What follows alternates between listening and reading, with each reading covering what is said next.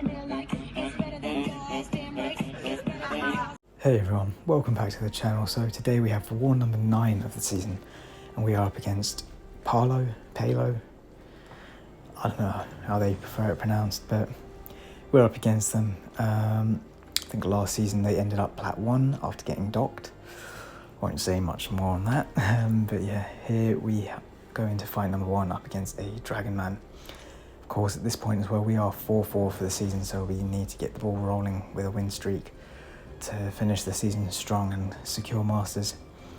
So I've got 5 fights today. This first one is against Dragonman on path 3, followed by a Cat Marvel movie. Both will be taken by Doom. So the main thing to watch for here is obviously Hit Me I Dare You is going to give him an armor buff every 10 hits, plus he's got his own power gain, and then there's the node where when you nullify their buff, they gain a chunk of power, I think like 60%, 40%, something like that. Can't remember the name off the top of my head, it was there a minute ago, but yeah, it's that one.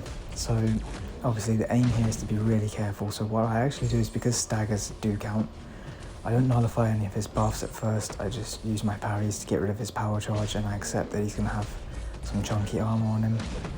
But I just want to start building myself up in power, get myself towards a special 3 where I feel I can lock the fight down.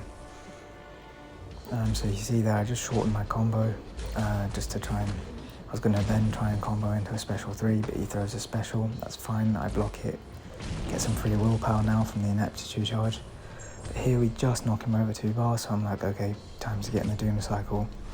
Now, I thought this would be a pretty straightforward Doom cycle, and for the most part it is, but it's also a little bit risky just because he's going to gain a lot of power when you're nullifying his buffs, as I start to do here, and as you can see, he's pretty much, I got a little lucky there doing the medium, light, medium, which I shouldn't have done. I should have just done medium, light. Don't go for the last 2 mediums, because there, as you saw, he went up to 3 bars, so I did get a bit fortunate.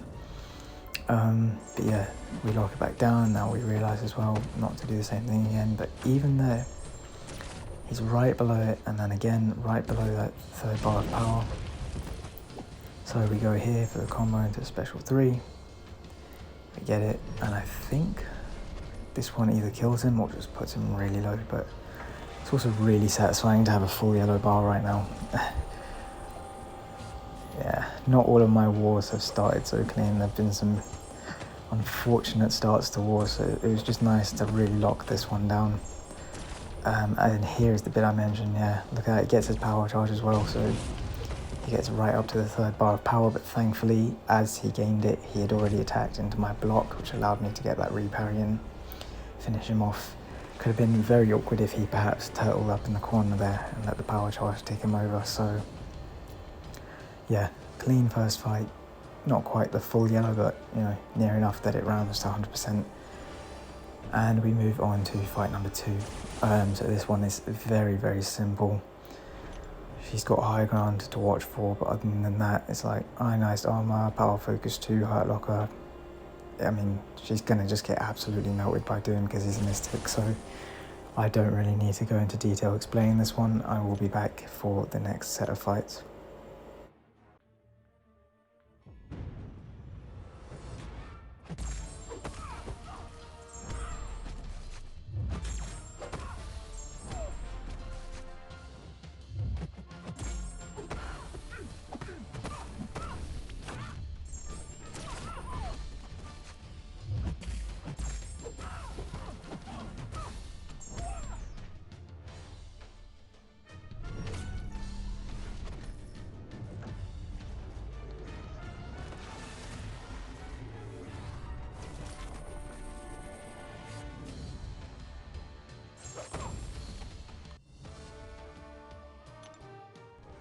Okay, so 3rd fight of my 5 for the war, and my final Doom one is a Rage Black Widow Deadly Origin.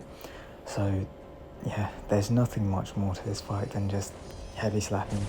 So it's okay if you've got some attack boosts on, which you typically wouldn't want for Rage because you don't want to trigger Rage, but here you know you're going to stagger every single potential rage proc because you're just heavying. So it's fine. So as you can see, I put my attack and my green boost on. I go for a mid-level, so I went for the low ones there because I was just really confident for this and the next fight. But then I go for a mid-level health boost because I want that to last all the way to the mini-boss, which I'm taking, which is also a rage fight. So I'm actually going to wait for the green and orange boost to fall off before I do take that one, which we'll see when I get there. But yeah, other than that, this is literally just a heavy slap fight, and it goes very, very well until I do my almost way too common classic managing a fight really nice, really clean, and then suddenly a combo towards the end to just make it a little more messy than it should have been. But yeah, again, nice simple fight for Doom here, and I'll be back for the next one.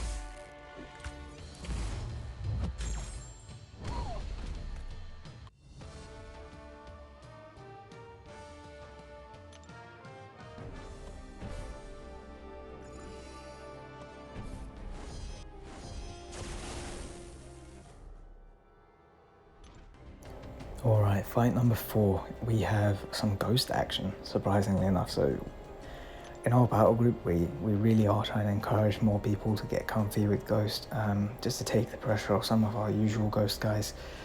And she's just still such a huge war champ that, you know, you need to. So you see there, I'm not used to playing, well, I've had a lot of practice playing over that Wasp in the past, but these last few months, honestly, the only places I was using her were like map 7 and like, you know, some story quests and things like that. So I was always bringing Wasp just to absolutely smash through stuff, make it as quick as possible. And I won't lie, I regrew the Wasp crutch in that sense, because I remember one day forgetting to bring Wasp with me to AQ, and the amount of specials I threw into block, because I was just so used to having Wasp synergy with me. So that was something I practiced to make sure I was like, get it drilled into your head, you don't have Wasps, do not throw a special into his block. But yeah, I think you'll find that the 150 and 8% tech boosts were just such overkill, weren't even needed. It was just in case one special 2 didn't kill him really, but I had a feeling it probably would, because he got power focus 2 and aggression prowess, so the block damage on that special 1 is going to hurt because I'm just taking it a bit slow. But this is my only fight with her. I don't mind. As you see here, build the incinerates from a special 1, line up your special 2, and those were some big numbers, man. That was a fast fight as well. And I know like any regular Ghost player will look at me and go, like, this is such a standard, easy Ghost fight. But for me, it was still kind of exciting just because, yeah, like I say, I don't really bring her to war. So it was just nice to see her destroy stuff. And yeah, hopefully, you know, I can get more comfortable with her. Probably in the off season I might try and practice her a bit more so I can, you know, use her a bit more. But at the same time, we've got attacker bans coming next season, and I feel like she'll feature a lot, so we'll see how that goes. But for my 5th and final fight, I have Iron Man Infinity War on Rage. I've got my Flame on pre-fight because obviously high ground, I need it, and also it will help get around Rage. And yeah, there was some spare Mr. F pre-fights, so we just threw those on as well. Just means he gets to his first special a little slower, and if I can knock him down while they're up, I can just refresh them a little bit. But obviously, yeah, they're just there for a nice little cushion, then they're not there to be like managed aggressively and like keep them up kind of thing. They're not needed. So this is, I think, the 3rd or 4th time I'm taking this, maybe even the 5th. No, okay, that's probably a bit of a stretch. I think this is the 3rd or 4th time I'm taking this season. And it's a fight that's caused problems across other alliances and even other battle groups in our own alliance. So it just feels really good to know that every time I've been sent here, I've smashed it. And spoiler alert, this one's no different. I feel quite comfortable with Torch. Generally speaking, Iron Man Infinity War is someone I've now practiced a few times with Torch. I kind of know the flow of this fight. It's still a tricky fight, so it doesn't mean I'll forever solo this. It's a fight that can easily get out of hand when its high ground stacks up, you eat a special you don't intend to, anything like that. But yeah, here the aim is just pretty much medium like mediums for the most part.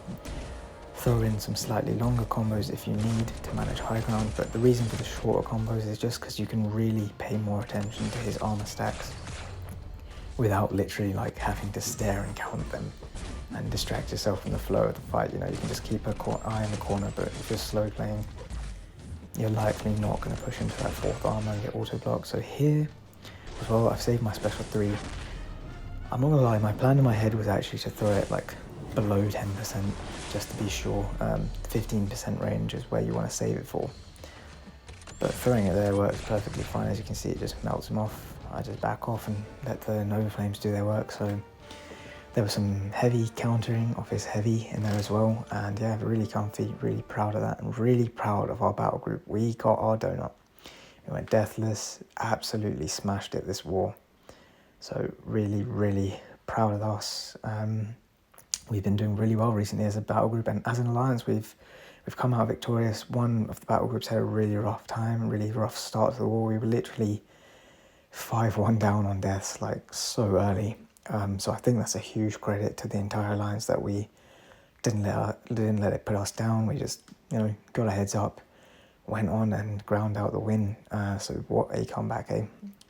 But we are now 5-4 for the season, and with 3 wars to go, I would say 2 wins should secure us Masters.